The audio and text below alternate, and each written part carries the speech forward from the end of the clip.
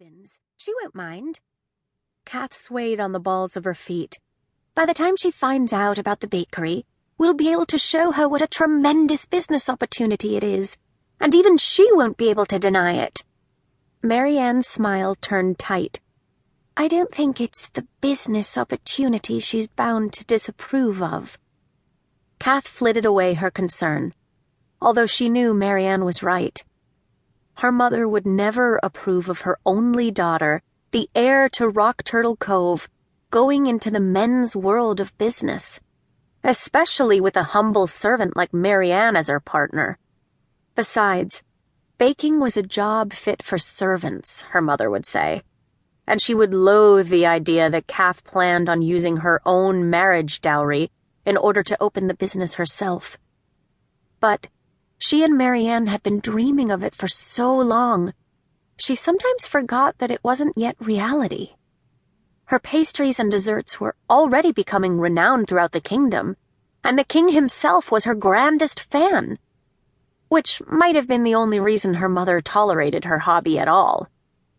Her approval won't matter, Cath said, trying to convince herself as much as Marianne. The idea of her mother being angry over this decision, or worse, disowning her, made her stomach curdle. But it wouldn't come to that, she hoped. She lifted her chin. We're going forward with or without my parents' approval. We are going to have the best bakery in all of Hearts. Why, even the White Queen will travel here when she hears word of our decadent chocolate torts and blissfully flaky currant scones. Marianne bunched her lips to one side, doubtful. Oh, that reminds me, Cath continued. I have 3 tarts cooling in the pie safe right now. Could you bring them tonight? Oh, but they still need a dusting of powdered sugar. I left some on the table. Just a teeny tiny bit. She pinched her fingers in example. Of course I can bring them. What kind of tarts? Lemon. A teasing smile crept up Marianne's face. From your tree? You heard about it? I saw Mr. Gardner planting it under your window this morning, and had to ask where it came from. All that hacking they had to do to get it unwound from your bedposts, and yet it seemed no worse for wear. Catherine wrung her hands, not sure why talking about her dream tree made her self-conscious. Well, yes, that's where I got my lemons, and I'm certain these tarts are my best yet. By tomorrow morning, all of Hearts will be talking about them and longing to know when they can buy our desserts for themselves. Don't be silly, Cath. Marianne pulled a corset over Cath's head. They've been asking that since you made those maple brown sugar cookies last year. Cath wrinkled her nose. Don't remind me. I overcooked them, remember? Too crisp on the edges. You're too harsh a critic. I want to be the best. Marianne settled her hands on Cath's shoulders. You are the best.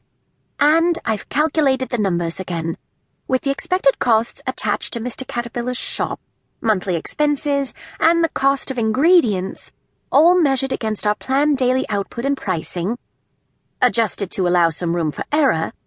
I still think we would be profitable in under a year. Cath clapped her hands over her ears. You take all the fun out of it with your numbers and mathematics. You know how they make my head spin. Marianne sniffed and turned away, opening the wardrobe. You have no trouble converting tablespoons into cups. It's not all that different. It is different, which is why I need you on this venture, my brilliant, oh-so-logical business partner. She could almost feel Marianne's eyes roll.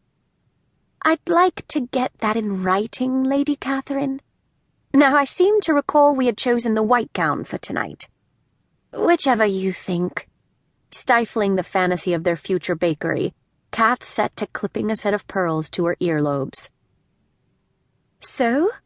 Marianne asked as she pulled a pair of drawers and a petticoat from the wardrobe, then urged Cath to turn around so she could adjust the corset laces. Was it a good dream? Cath was